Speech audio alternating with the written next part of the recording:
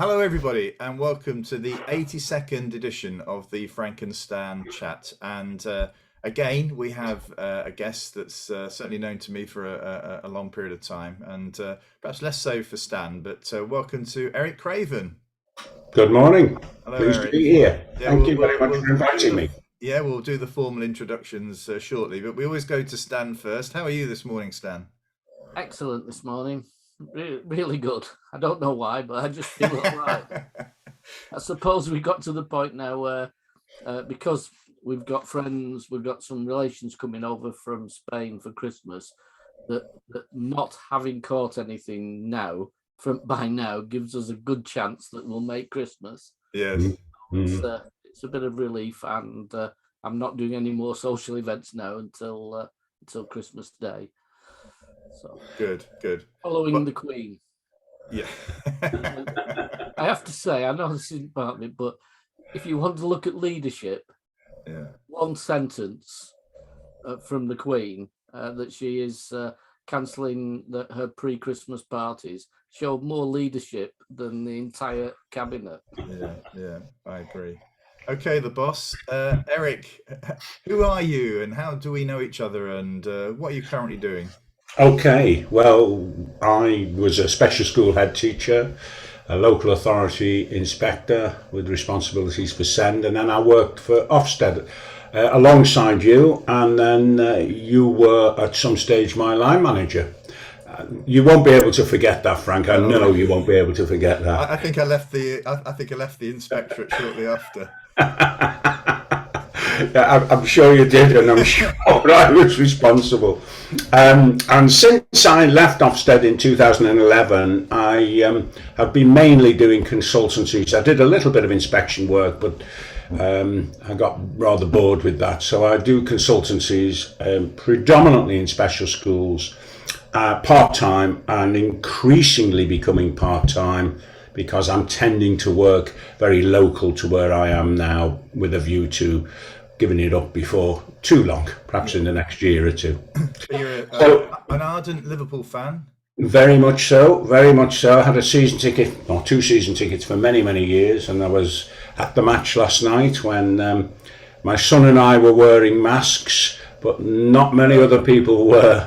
I know. Well, you tweeted a picture, and I actually found it quite difficult to locate you. But Yes. then I realised that you were wearing your mask. So it was pretty shocking that very few people were wearing the masks last night. Well, yeah, I mean, I went to Barcelona a month or two ago with my son-in-law, and we actually, while we were there, went to see Barcelona play Granada at the Nou Camp.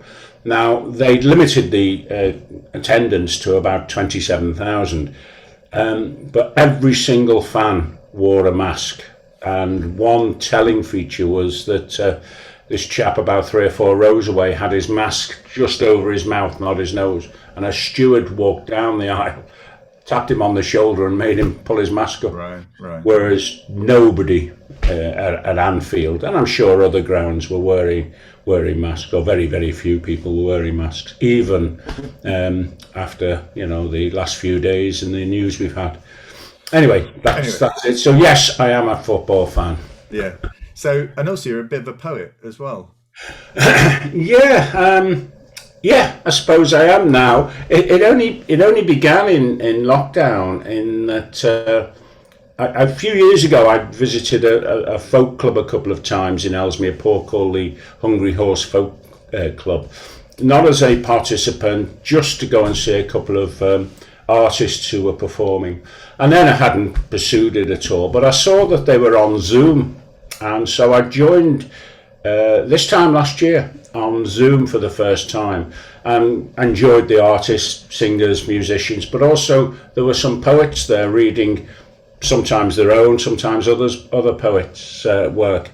And I quite enjoyed that. So after a while I said I'll have a go, and I read some poems from the Liverpool poets of the 60s, Roger McGough, Brian Patton, Adrian Henry, some from Shel Silverstein, who wrote a lot of, very creative man, wrote for Dr. Hook, Johnny Cash. He wrote a boy named Sue, for example. Really? Yeah.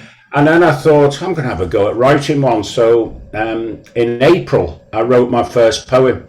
and I've tended to read them out each week. You usually get an opportunity to do two performances, if that's what you call them. So I tend to read them out then. So, and in between that time in April and now, I've written 56 poems. Wow, So gosh. I haven't been doing much consultancy. Well, Eric, do you want to read one out to start off Yeah. with? Yeah, I will, of course. This is a poem. It's related to education, and it was stimulated by a head teacher friend of mine. I won't give his full name because the poem would get him into trouble. But he received a message from a mother saying she couldn't pick her child up from school as she was having a tattoo done. And so I thought I need to write about this. And so it's a whimsical poem, but there's a fair bit of sadness in it as well. And it's called The Poor Kid. Miss Dodds, could you come and pick up Tom from school? He's not feeling too well at all. I can't pick him up. I've got a tattoo booked at 2. I wish I hadn't answered this call. I'll get his auntie to get him for me. I thought his auntie had died. This is a new auntie. Actually, she's my best mate. She'll get him for me and bring him to the shop because she's not getting her tat till 8. Miss Dodds, Tom has said something worrying in school. Could you pop in today so we can have a chat?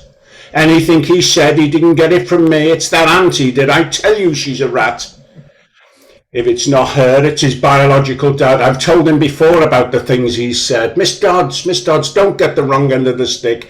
Tom hasn't been rude at all. He's told us he hasn't got a bed.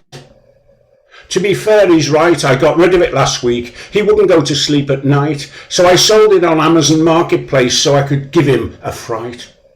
Does he have a bed now, Miss Dodds? I've sold the Hoover and there's one coming tomorrow, and this time he'll have it all to himself. Even though I've had to beg, steal and borrow. I really would like to have that chat, Miss Dodge, just to be sure that Tom is okay, you see. I'll invite someone in from the council as well. Well, I'm having my lips done later, so can you make it before 3? Well done, Eric. Lovely. I mean, bearing in mind some of the stories that have been in the around, there's a bit of pathos in that, isn't there? But anyway. Okay, we'll certainly have a poem or two from Eric during the chat, but we'll go now to Stan for what's caught your eye this week. Whether or not to join the army of retired teachers who are going to descend upon schools as volunteers to solve the nation's problems. I just find it just incredible that an MP thinks that's the solution to everything. And I have to quote, and I've got this from Twitter this morning, and I said I would credit it. So it's from a guy called a person called the Provoked Pedagogue, and he's put, every retired teacher I know is either dead, weapons grade cynical, or exhausted. And I love the phrase weapons grade cynical. Yeah, I just thought, it seems to be, we were always going to have an army of mums at one stage, weren't we? We're going to come in and sort education out. And it just made me think, what's in the minds of people that think somebody who's retired, somebody who's given up the job can just immediately come back and sort it out. And then I thought, well, United's game's off this weekend. So, 5 players out. What about, Steve Bruce has got hanging about doing nothing at the moment. Gary Neville's not doing too much. Maybe Brian Robson, when he promotes his book, could do half an hour. And the same for Liverpool. Ian Rush, Robbie Fowler. If you need them, they're still around and retired. You could just bring them back in. Yeah. Well, the head teachers I speak to say the supply staff have all gone to Safer Territory, which is the national tutoring programme. Because there you don't have to go anywhere near a school. You can sit at home. The money, it works out about the same. No, don't forget you're a volunteer on this one, Frank. Yeah, I know. There's no money changing. But this is why the supply staff have all disappeared. So, and in a way that I suppose we could already doing what they can. you know, I know it's not quite the same, but as I said a few weeks ago, I was on an outdoor ed, taking a group of kids for 3 days in the Lake District because the school was short of staff. So they are doing that. It's 2 or 3 times we've been asked to, can we come in and, you know, when the children are going somewhere for a day out or something like that, can we come in and help as a governor, but also because I'm an ex-head teacher. And we were talking this morning about maybe what we could do that would be helpful is to say, well, we'll volunteer to do some playground duties and give staff a bit of a break. Yes. Because, you know, that's reasonably safe. And, you know, when I was a teacher, somebody volunteering to do my playground duty would have been a hero. Well, I mean, the last time I actually taught in a classroom was 2001. That was the same for me, Frank. You know, I mean, I think there's a real risk about putting me in front of a group of children without checking that I can still teach. You know, I mean. Well, I put on that. I've found my Banda masters from in the loft. The overhead projectors. So that's where you go for a little bit of the sniff of that. Eric, what do you think of it? Of the bringing back the well, they'd certainly be experienced. I have to say, a few of the teachers I see these days, you know, I'd certainly replace them with old folks like you, Frank and Stan. Even without doing a DBS check, I'd certainly replace them with you. Well, you know, these things, you know, back of the cigarette packet stuff, isn't it? Often, you know, these ideas come up. We hear them often, but no, I can't imagine that's going to take off. Don't know if you saw the Welsh education have told schools that to start 2 days later to have time to put plans together for what might be a very high risk scenario. Now, for me, that's planning. As opposed to, you know, we must do all we can to keep schools open. I agree. We keep saying that until the point that we say, oh, they have to shut. Yeah, it is as if it gets to the cliff edge, doesn't it? In England, you know, and we end up with, I mean, I hope we're not going to end up with the situation we had this year where on the Sunday, the ministers were out there saying it's fine to go back to school. On the Monday, they all went back, and then on the Tuesday, it was everybody closed. You know, that isn't planning, is it? Except for the word closed, Frank. We mustn't suggest they were closed. No, that's correct. That is correct. They weren't closed. They were open, but for a reduced. Well, they were open for a different type of education. Yeah. And you know, to suggest that that's not possible to plan. In that Welsh letter, it also suggested that they plan for either individual classes, year groups, or whole school moving to online lessons. Well, that's planning. That's taking a worst case scenario and saying we're prepared for it, as opposed to putting your hands over your eyes and saying more happen. I mean, I saw on the BBC about you know, quite a number of schools are preparing for starting the term online. They've been sending laptops home with youngsters for the holidays in readiness for them not returning. And I think that's an increasing number according to this report.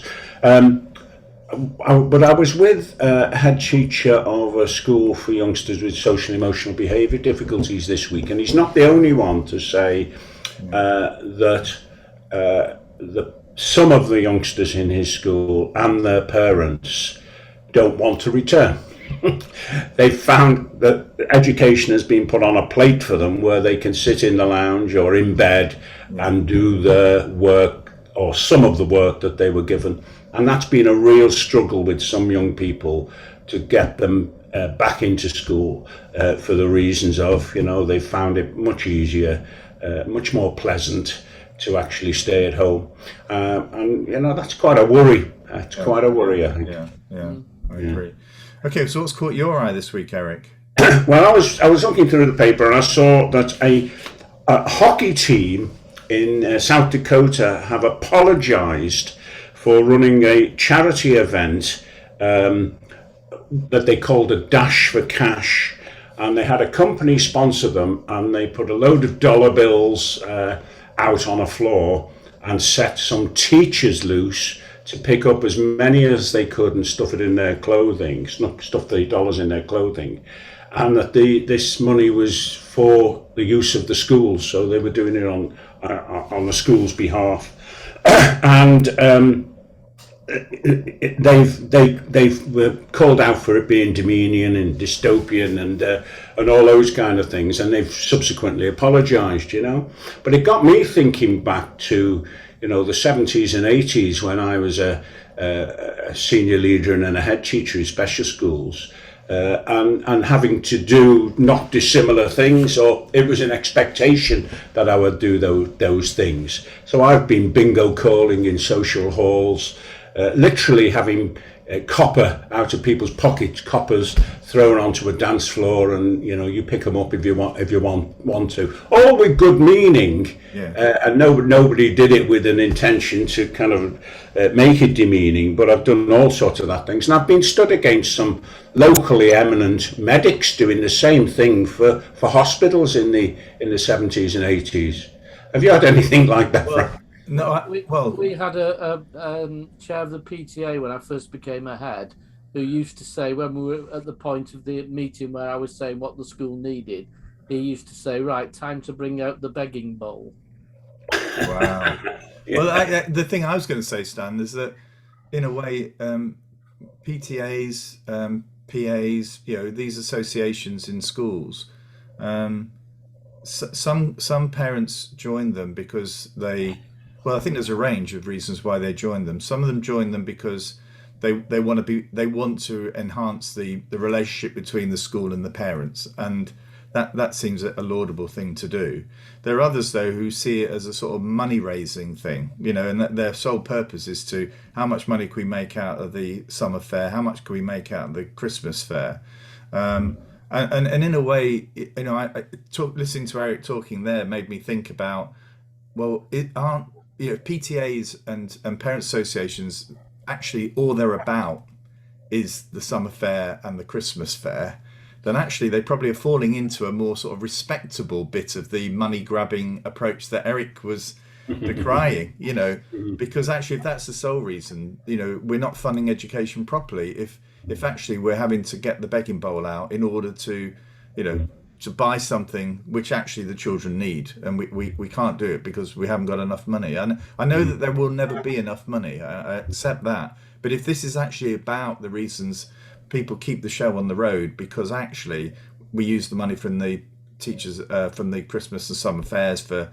stock, and that doesn't seem right at all. It's a more acceptable way of doing it, but it seems wrong. But when I started headship, I wrote to the Parents Association and said, what I want from you is when you want to buy things, they need to be things that aren't coming out of the schools, but things that the school doesn't have to buy, but would like them as luxuries. And then about 4 or 5 years later, I rewrote and said, we're now getting into a grey area where things like you providing money for photocopying paper helps us to operate, but really we're great. And then I finished up by saying, actually, no, we're now, this was sort of 6-7 years into it, we now need that money to support the school's budget. It's no longer possible for us to do everything you want us to do without your help. And I was in an affluent area, so it was a lot of money.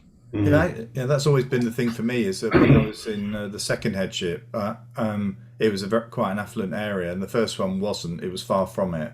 But actually, thinking about what Eric said, it feels as though the school in the affluent area should be giving its money to the poorest school, and the poorest school giving the money to the wealthiest school. But we did things like Eric suggests. I remember the staff when I was in Salford, in a not particularly wealthy area. The staff when it was fashionable to recycle newspapers. Do you remember that? Yeah. We went out in a big truck collecting newspapers in the street, and it was £20 we got at the end of the morning. We'd filled a truck full of paper, and it was £20. And yet most of the staff were involved in doing that in the rain. I know we said at the end, would we not have all been happier staying in bed and throwing £2.50 in each? But it's the community stuff. Eric, what I remember that.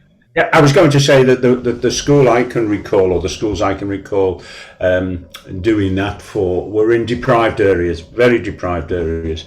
And it gave me some comfort, I think, to know that the purpose wasn't solely, but was largely to provide the experiences, the out of school experiences, the residential experiences that some of those youngsters would have missed out on in the 70s and 80s, when it wasn't, if the parents couldn't pay, they didn't go. We needed that kind of resource to fund those youngsters, to enable them to get out with us as well. So that gave me some comfort, but it's still quite demeaning to be picking up coppers from a dance floor, isn't it? Yeah, it is. I mean, what caught my eye this week was of the 5.7 million, say that figure again, 5.7 million teacher grades that were awarded last summer for GCSEs and A Levels, only 195 of them were changed. That's incredible. Now that is incredible.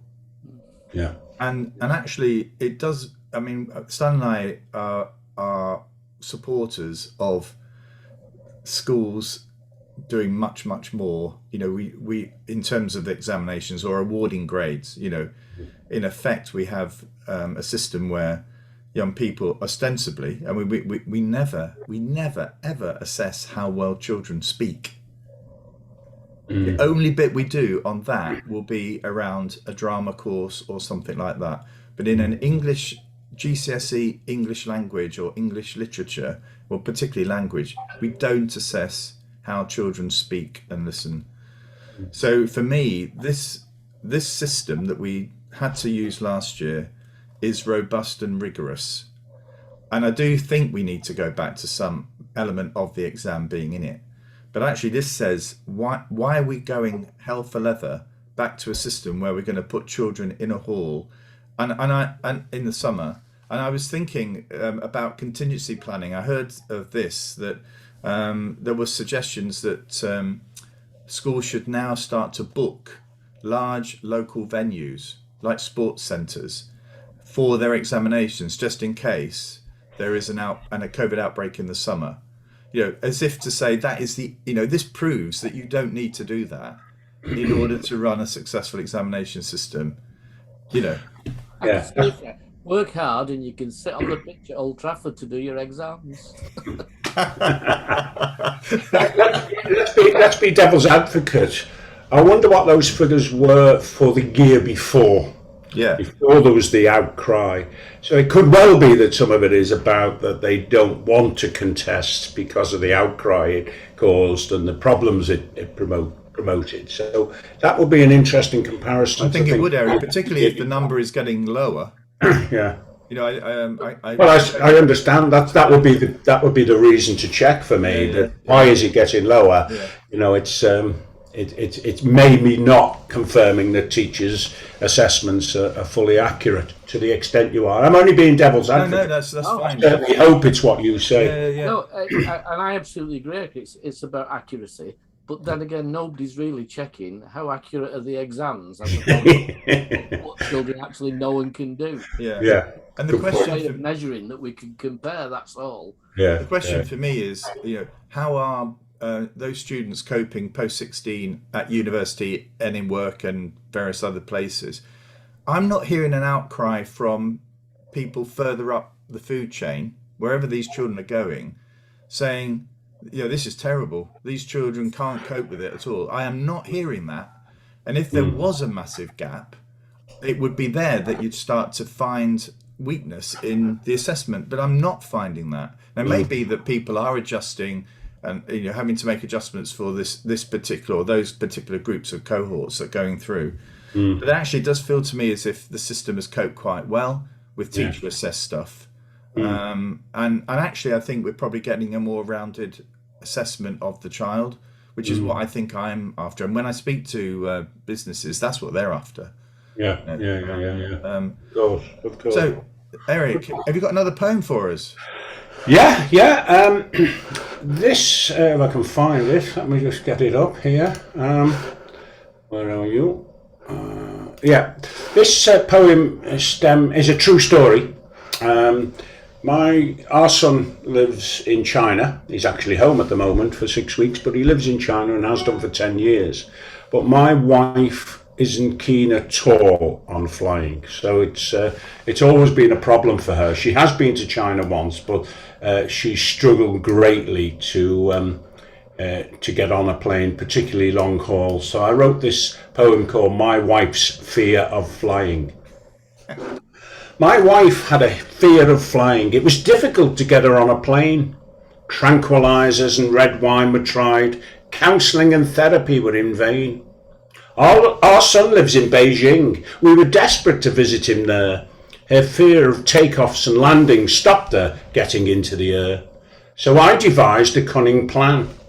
Each month I saved some brass. Eventually I had put aside enough for us to fly in business class. The comfy seats and flowing champagne, they did the trick for my wife. They took her mind off stormy weather, and I thought I'd cured her for life. My celebrations were short-lived. The fix was temporary for my lovely lass. Now, rather than the fear of flying, she has a fear of economy class. Very good. Very good. And it's true. It is very true. Well, yeah, I mean, I've got some relatives are actually in Antarctica at the moment. It's their dream holiday, and they have gone knowing all the implications that there might be about, quarantining and everything getting back there. But, they took a view that it's actually once in a lifetime. But actually, to get everybody out there, the company upgraded everybody to business class.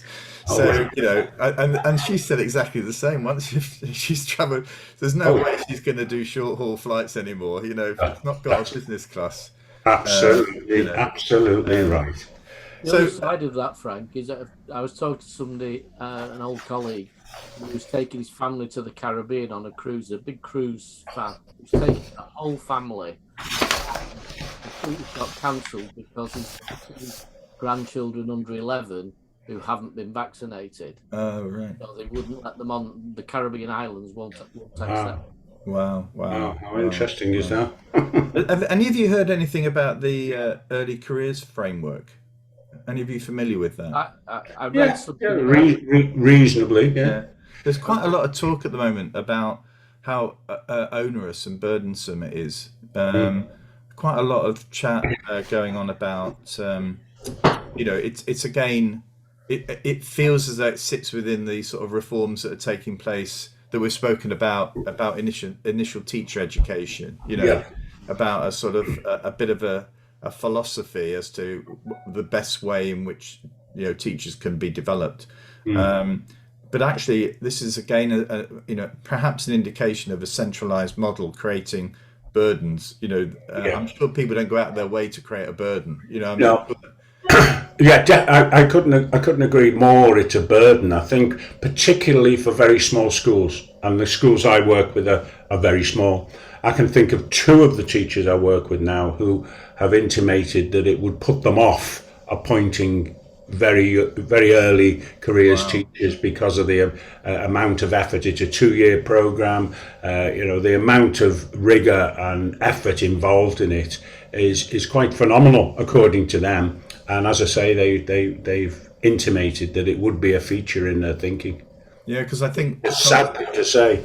Some colleagues are saying that the owners, the sort of burden falling on mentors is significant as well. And that actually, and I think a critic was saying that something needs to go in order that all of this can work, and it's really a case of what are you what are you valuing in the system? Yeah. Is it successful teachers who can start a career and it goes some way to keeping them? Yeah. Or and if that's important, then something else needs to fall away.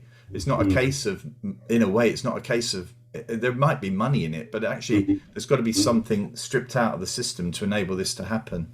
The same thing in ITE, Frank, that the mentors are going to be overloaded with paperwork as much as anything else. And it's not possible. I'm sure you're right, and I'm sure the people who design these things have no intention of making it, but in order to to sort of cross the T's and dot the I's, we need evidence. We need that evidence. At the moment you're on that role, you're on a lot of burdensome administration. Yeah, it's interesting because when you the work I did in Ofsted, you actually have a general idea of what you want to do in terms of an inspection framework, but actually that then gets translated further up the food chain into sheets of paper with tick boxes and assessment things in it. And in a way that was never in the thinking at the centre, but it sort of like just it sort of takes this sort of shape as it moves through the system, So for me, it's always been a case of, and I think I'm more wedded to this, about local responsibility, and assess it on the outcomes, because actually then you've got some control over what the beast you're creating. Yeah. At least schools have created the beast themselves, rather than it being created centrally. It's often, especially as Eric said, in small schools, it's the same person doing all these morally really good things, giving up their time, and it's not something that you get lots of extra money for, but you're giving up time, you've an effort because you believe in developing the next generation of teachers, and you are stymied by the amount of work you've got to do. Absolutely. I mean, these heads were very, very genuine, and were talking in terms of, if you had two of these teachers in a small school, it would mop up half the week for somebody to actually mentor, support, observe them, to the degree that is needed in this framework. Quite significant, really. So on that point, though, we used to do head teacher mentors when new head teachers were appointed, and the head teacher mentors were all volunteers, other heads who would happily give up their time to do it, and it was a very successful process. I still close friends with somebody that I mentored, somebody who mentored me, 100 years ago, it feels like now. But the moment the National College took it on and started giving money for that, the whole thing fell apart. Yeah, of course. Yeah, I mean, I think these teachers who are supporting the early years teachers in schools have probably mostly been directed by the head to do the job, Stan, I think, which is problematic. So we've reached the end of our chat. Right. Okay. I don't know if you've got one more poem there, Eric, before we do our Christmas festive greetings. Okay, can I read you a poem that's about D-Day, the D-Day landings, and it's not a whimsical poem by any means. There's a bridge in Normandy called the Pegasus Bridge, and it was a critical point on the two bridges there on the Orne Canal and on the Orne River and the Caen Canal, which were parallel, behind Sword Beach, where the Canadian and British troops tended to land. And the Allies needed to secure these bridges to stop the Germans flooding in behind Sword Beach once they realised that the landings were underway. And so in the early hours before the D-Day started, some gliders containing 30 soldiers in each were towed above the channel and set loose to land close to the bridge for the guys to get out of these disposable gliders, sometimes just chopping the backs off them, and then flood to the bridges and to take them. And they did a remarkable job thinking about some of the things, like it would have been pitch black. They haven't got lights to work with on the ground or in the plane. These are very young men. How frightening it must have been to land these things in the dark. And one of the gliders landed 50 yards from the bridge.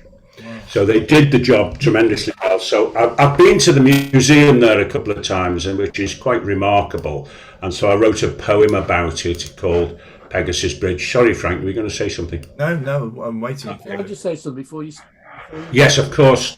My first interview was a head teacher many years ago now. My first interview for teaching after I qualified was a head teacher who'd been a pilot on one of those. Wow. Wow. They were called horses, HORSA, horses. Wow, that's amazing. He didn't speak about it. People told you that he'd Yeah. been a pilot, and he Well, acknowledged I have that. another story, but that's for another week. Wouldn't say But it. yeah, I have another story about the bravery of somebody that I know who never spoke about it, even though he won a military medal for this bravery. But that's for another week. But Eric, Okay, Pegasus Bridge. Pegasus Bridge. In Dorset, ready to play their part, are men of the 6th Airborne Division. Pilots are scrutinising their charts. This is the start of Operation Deadstick. Led by Howard, they wait anxiously. The nod comes, they're off quick. Monday the 5th of June 1944, late at night. 6 wooden horses are towed above the channel. Good God, they really are quite a sight. Halifaxers fling them towards Ouistreham, and D-Day is underway. There's no stopping now, this is no sham. 30 young men are numb on each flight, fidgety or immobile. They remain silent, their mums in mind, petrified with fright. You really can hear yourself think, equally dark inside or out, these kids know they're on the brink. The pilots are not long from their teens, guided only by the moon's light, while handling these disposable machines. With skill and courage in equal amount, at 16 minutes past midnight, Walwork lands it and the lads dismount. Just 50 yards from Pegasus Bridge, that's some achievement, their emotions are at fever pitch. Surprise is their greatest asset. The Germans have little response but pose a sizable threat. They seek the Orne River and Caen Canal. Their objectives are 2 bridges. To achieve these really would boost morale. They took the bridges and held them strong. One lad played the bagpipes, but none of the others sang along. Brotheridge was the first to die on D-Day. Greenhalgh was lost as well. We owe them much for being in this fearsome melee. These lads shielded our boys at Sword Beach, blocking the Huns' reinforcements and ensuring at Ranville there was no breach. They didn't know that they would turn the tide of war, those brave Poppy boys, every single one of them, top drawer. There you are, fellas. Thank you very much, Eric. Interestingly, I sent that to the museum at the Pegasus Bridge to the curator, who kindly got back to me and said that he didn't think he knows of none of the active folks are still alive, or certainly don't visit the museum, but the families have a commemoration each year, and kindly he's going to give them a copy of the poem when they next meet, whenever that is, presumably around the June the 6th. Brilliant. Well, we've come to the end. It's not the last Frankenstein chat of the year. We're going to have one on New Year's Eve. We're not going to have one on Christmas Eve. I think Stan and I have probably got other things to do on that day, or at least, yeah. Christmas shopping that day. I've been there as well. Yeah, so it's the last one, and I just want to wish thank everybody who's been a guest. I hope they all have a great Christmas, and everybody who watches and listens to us wittering on each week. It's been amazing, and we're very fortunate. I mean, Eric, to have a guest like yourself, I can tell you now, the viewing figures rocket when we have good guests, and I'm sure it's no pressure, but it makes such a big difference for us. So a Merry Christmas to everybody from me. Same from you, Stan. Yeah, Merry Christmas and a peaceful New Year, I hope. Yeah. For most. Yeah. Sadly, I don't think we're going to be short of things to talk about, in the new year. But anyway, we will. Some statistician, Frank, will be able to link us doing this with all the news in education, and if we stop doing this, maybe it'll all calm down. That's right. Of course. But, just to say, on the New Year's Eve one, we are going to have our annual awards ceremony. So I've already been threatened, Frank. Oh, really?